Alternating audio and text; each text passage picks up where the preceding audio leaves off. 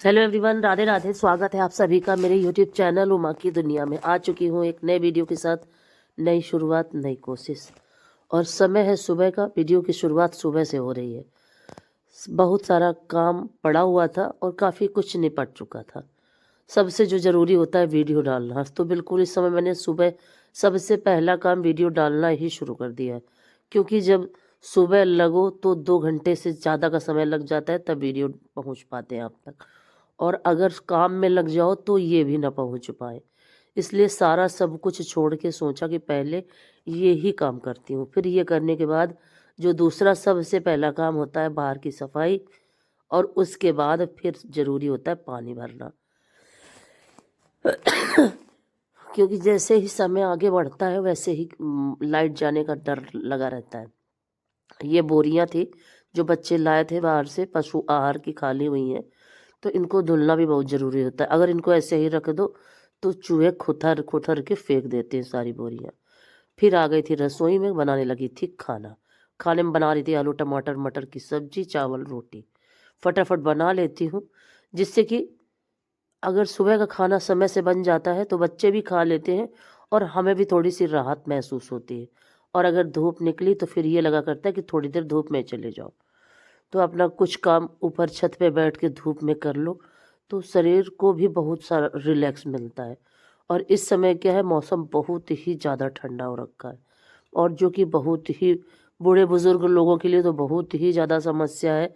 और समस्या तो सभी के लिए है, लेकिन हम लोगों के शरीर में क्या है कि हम लोग थोड़ा सा अपनी देख रेख कर पाते हैं, और जो अपनी देख रेख नहीं कर सकते उनके लिए तो बहुत ही ज़्यादा समस्या है। तो उनके लिए भगवान उनका अपना ही कोई ईश्वर की कृपा से उनकी सेवा करे तो इस मौसम से बचा जा सकता है। नहीं तो बहुत ही ज़्यादा स्थिति खराब है इस समय मौसम की।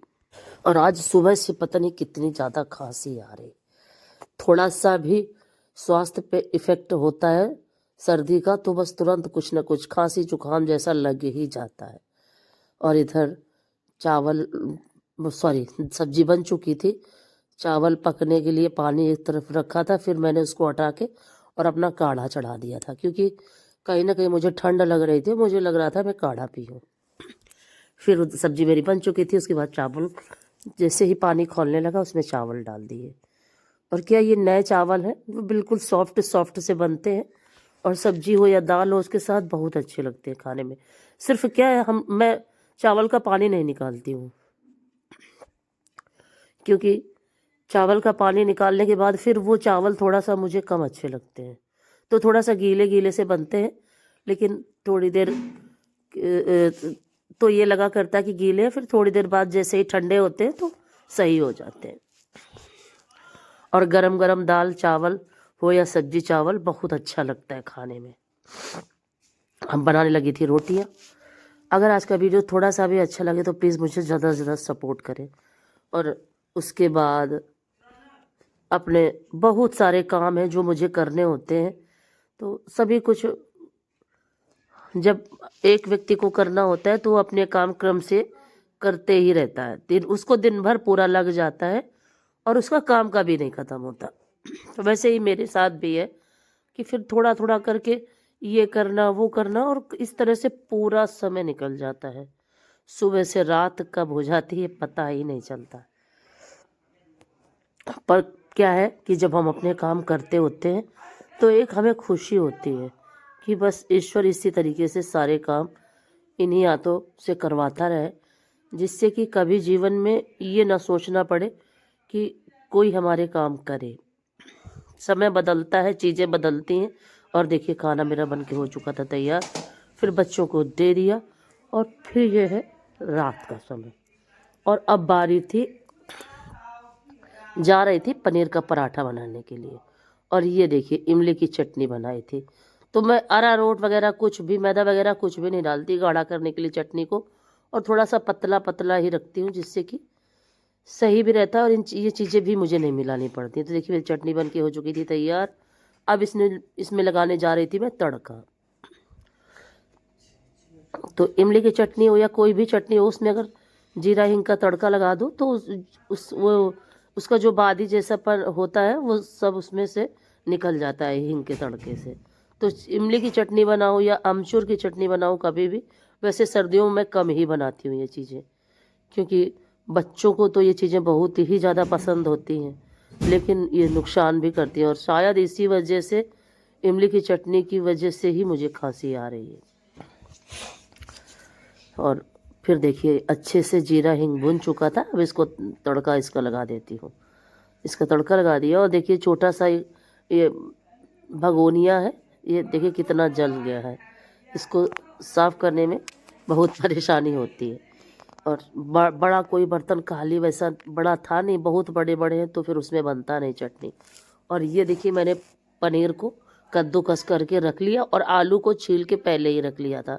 और उसमें सभी मसाले, भुना हुआ जीरा पाउडर, धनिया पाउडर, लाल मिर्च, हरी मिर्च, हरा धनिया, लाल नमक, सफ़ेद नमक और थोड़ा सा गरम मसाला, ये सारी चीज़ें देखिए मैंने इसमें ऐड कर दी। और अब इसको खूब अच्छे से आपस में आलू और पनीर को मिक्स करना है। और मैं हमेशा पनीर के पराठे इसी तरीके से बनाती हूँ, सिर्फ पनीर, या तो फिर सिर्फ पनीर बनाती हूँ तो फिर वो कम अच्छे लगा करते हैं। और ये अगर इस तरह से बनाती हूँ तो फिर बच्चे भी अच्छे से खाते हैं और मुझे भी अच्छे लगते हैं। तो जब कभी शायद है कि सिर्फ पनीर अकेले बनाऊँ, नहीं तो मैं आलू ही मिक्स करके बनाती हूँ। तो देखिए इन सभी चीज़ों को खूब अच्छे से मिक्स कर लिया और आलू के साथ इसकी बाइंडिंग भी अच्छी बनने लगती है। हालांकि रूखा रूखा जैसा रहता है, लेकिन क्या होता है कि भरने में बहुत अच्छा रहता है।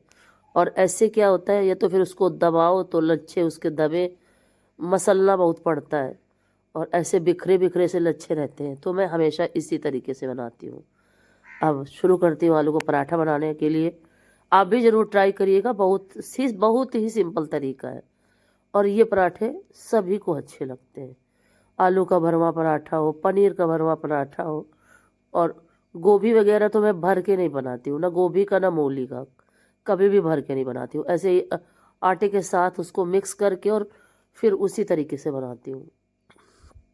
किसी दिन उसकी भी रेसिपी आपके साथ शेयर करूँगी, क्योंकि अभी ही ये ही समय सर्दियों वाला होता है जब हम इस तरीके की चीज़ें खा सकते हैं और खूब अच्छे से खा सकते हैं। आप कितना भी मसाला वगैरह इस समय इस्तेमाल करो तो सर्दियों में सब कुछ एडजस्ट हो जाता है। गर्मियों में क्या है, बहुत ज़्यादा समस्याएं किसी किसी को आती हैं और किसी किसी को कोई दिक्कत नहीं होती। और इस तरीके से कल का हमारा दिन बहुत ही अच्छा और नए साल की शुरुआत सभी के साथ अच्छा ही हुआ होगा। और ईश्वर से यही प्रार्थना है सभी के साथ अच्छा हो, क्योंकि आज के समय में हम सब सिर्फ खुश रहें और स्वस्थ रहें, यही सबसे बड़ी बात है। और दुनिया की तो सारी बात छोड़ो, सिर्फ हम अपने स्वास्थ्य को अच्छा रख सकें और हम अपने परिवार के साथ खुश रहें, ये बहुत बड़ी बात है। समय का बदलाव, प्रकृति का बदलाव, बहुत सारी चीज़ों का परिवर्तन, और जो ईश्वर की शरण में है उसके ऊपर तो कृपा है ईश्वर की। और जो भी ईश्वर से विपरीत दिशा में चल रहे हैं उनके लिए कोई भी समय हो हमेशा ही खराब रहा है। तो मैं तो समझती हूँ कि हम सब स्वस्थ हैं, अच्छे से अपने घर में खा पी रहे हैं, ये ईश्वर की बहुत बड़ी कृपा है। और इसी तरह उनकी कृपा हमेशा हमारे परिवार पे बनी रहे और मेरा छोटा सा जो ये परिवार है, यूट्यूब परिवार, ये हमेशा खुश रहे और हम सभी एक दूसरे से आपस में बात करते रहें। और जब कभी मौका मिला तो मिलेंगे भी, लेकिन सब अच्छे से रहें, जो भी जहाँ है वो सब अच्छे से रहें। और थोड़ा समय है ज़िंदगी में, हम अपने रिश्तों को चाहे बना लें या बिगाड़ लें, ये हमारे हाथ में होता है। लेकिन कभी कभी कुछ ऐसी चीज़ें होती हैं, कुछ ऐसे रिश्ते होते हैं जिन्हें हमें हमसे अपने आप से दूर करने में ही हमारी भलाई होती है। तो जिस तरह का जब मौका हो उन चीज़ों को हैंडल करना चाहिए, मेरी तो यही सोच है। और जिन रिश्तों से हमें हमेशा तकलीफ़ मिले उन रिश्तों को ज़्यादा चिपकाना भी अच्छा नहीं होता है। तो मेरा जो छोटा सा ये परिवार है, ये मेरे साथ हमेशा रहे, यही मैं प्रभु से प्रार्थना करती हूँ, और हम एक दूसरे के साथ हमेशा खुश रहें, और इसी तरीके से मैं हमेशा वीडियो डालती रहूं। यही नए साल से मैंने, नए वर्ष में प्रभु से प्रार्थना करी है, और सबसे बड़ी जो प्रार्थना है कि हमेशा हम स्वस्थ रहें।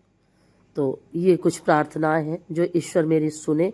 यही आपसे भी कहूँगी कि आप लोग भी यही प्रार्थना करिए कि हम सब स्वस्थ रहें और अच्छे से रहें।